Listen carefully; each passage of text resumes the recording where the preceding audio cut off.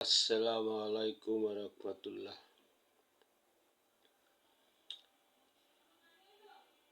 জনতার খবর চ্যানেল হতে একটি ভিডিও বানানোর জন্য বসিলাম।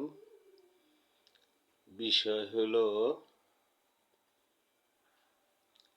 চিটাগাং একটি আসনের ব্যাপারে এবং ঢাকা 17 আসনের একটি ক্যান্ডিডেটের ব্যাপারে কিছু কথা বলার জন্য।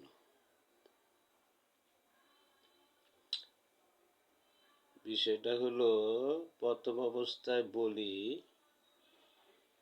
চিটাগাংয়ের এটা নিয়ে কি মারাত্মক অবস্থা। বিস্তারিত শুনলে সবাই অবাক হয়ে যাবেন। ভিডিওটা সাবস্ক্রাইব করে দিবেন, শেয়ার করবেন, লাইক করবেন, কমেন্ট করবেন। বিষয় হলো বীর বিক্রম কর্নেল অলি আহমেদকে নিয়ে। অলি আহমেদ নির্বাচনে দাঁড়াইছে 10 দলীয় জোটের সাথে জোট বেঁধে। মার্কা হইল ছাতা।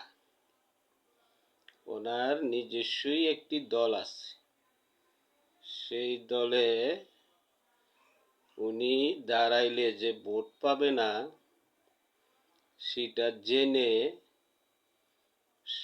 এই দলের সাথে গিয়ে জোট বেঁধেছে। ভালো কথা, চমৎকার কথা, নির্বাচন করেন। কিন্তু আমি এর আগের ভিডিওতেও বলেছিলাম যে উনি ক্ষমতার জন্য এমন দলের সাথে যে জোট বেঁধেছে যেটা তোনার সাথে যায় না। এখন দেখা গেল সেই ভিডিওর রেফারেন্স যদি বলি তাই সত্যি হয়ে দাঁড়ালো, আরো চমক দেখাইয়া দিল। ওনারই এলাকায়, ওনারই আসনে ওনাকে ছাতা মার্কা হাতে দিয়ে পরিচয় করাইয়া দিতেছে একজন আলবদর। উনি কিন্তু একজন মুক্তিযোদ্ধা, বীর বিক্রম উপাধি আছে, এটা সত্য। বীর বিক্রম যে এটা সত্য, কিন্তু ওনাকে এখন এত বছর পরে এসে পরিচয় করে দিতে হইতেছে একজন মুক্তিযোদ্ধাকে। পরিচয় করায় দেয় কে? একজন আলবদর। আর উনি সেটা গর্বের সাথে দাঁড়িয়ে চাইয়া রয়েছে কোন সময় মার্কাটা ওনার হাতে দিব। দুইবার উনি হাত পাইতেও ফেলাইছে, তারপরে ওনার হাতে মার্কাটা দিয়েছে। ইতিমধ্যে আবার আলবদর বলতেছে ওনাকে মুক্তিযোদ্ধার ঘোষক বানায় ফেলাইছে। যে ব্যক্তি অলি আহমেদ নিজেই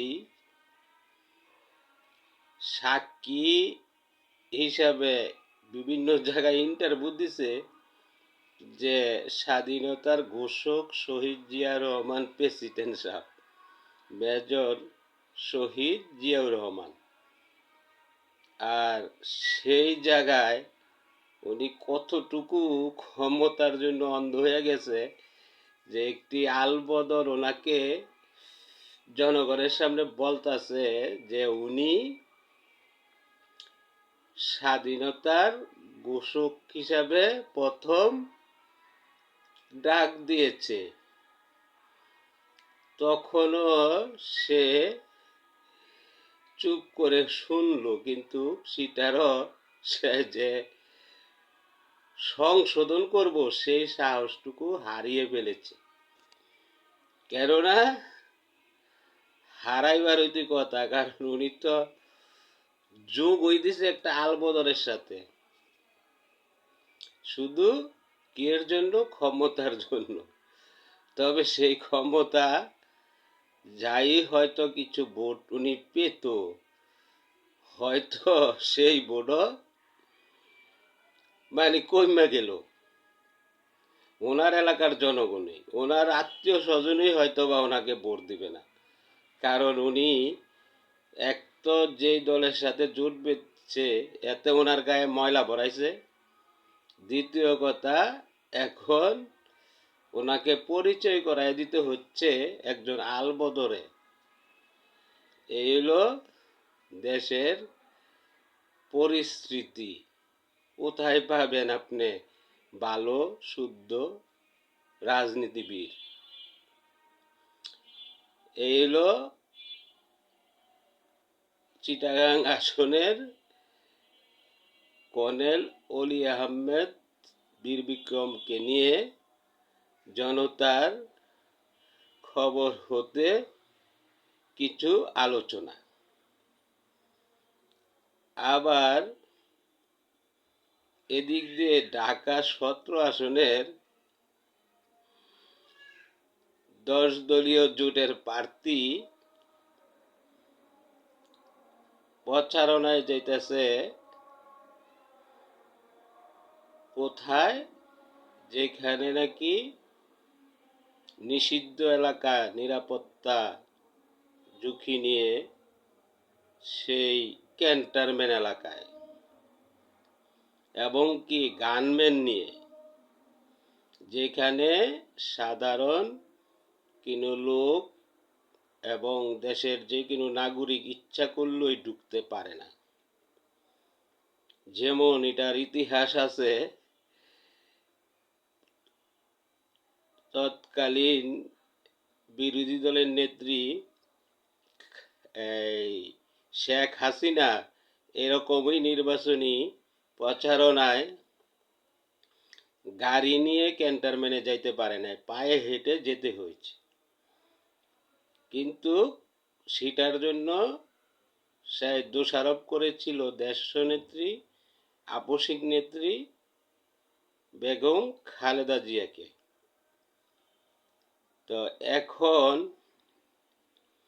যেখানে একটা বিরোধী দলের নেত্রী এবং সম্ভাব্য প্রধানমন্ত্রী হতে পারে, সেই নেত্রী পায়ে হেঁটে ক্যান্টনমেন্টের এলাকায় যেতে হয়েছে, আর কোত্থেকে একজন ভুয়া ডাক্তার আসছে, সে গানম্যান নিয়ে গাড়ি গুড়ি নিয়ে একদম ক্যান্টনমেন্টে যাবে।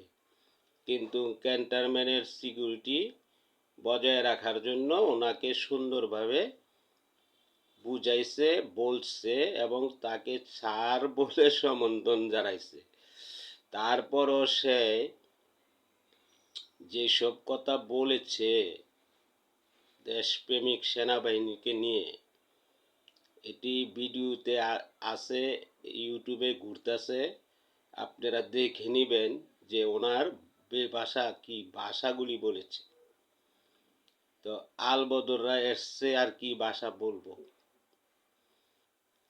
যেখানে সে একজন সংসদ সদস্য হয়ে দাঁড়াইছে, নির্বাচন করার জন্য দাঁড়াইছে, সে নিজে তো জানা উচিত যে নির্বাচনের প্রচারণায় আইন কারণ নীতিবিদ্বেষ কি আছে, সেটা মান্যই তো সে চলবে।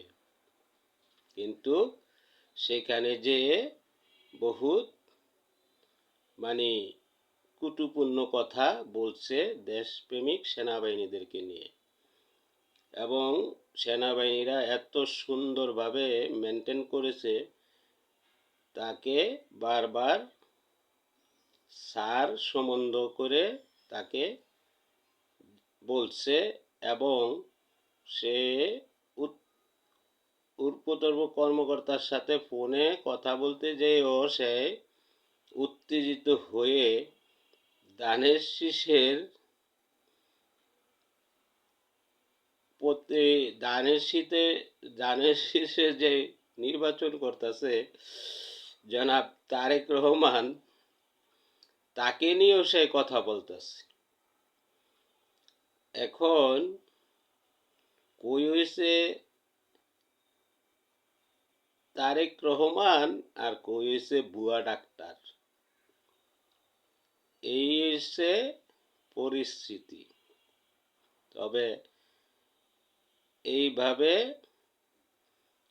এদেরকে উঠতে দিয়ে এখন দেশের কি যে অবস্থা, তাই আমি বারবার বলি জনগণকে 12ই ফেব্রুয়ারি সঠিক সিদ্ধান্ত নিবেন ভোটের মাধ্যমে, যাতে দেশ শান্তি শৃঙ্খলা বজায় থাকে, দেশের সার্বভৌমত্ব রক্ষা থাকে, এমন দলকেই ভোট দিবেন। আর বিবেচনা করে দেখবেন খালেকুজ্জামানের ভাষাগুলি কি ঠিক ছিল না ভুল ছিল, আর অলি আহমেদের কি হবে। এই হচ্ছে জনতার খবর চ্যানেল হতে কিছু আলোচনা করিলাম। ভিডিওটা ভালো লাগলে শেয়ার করবেন, লাইক করবেন এবং সাবস্ক্রাইব করে দিবেন। চ্যানেলের পাশেই থাকবেন। আসসালামু আলাইকুম ওয়া রাহমাতুল্লাহ।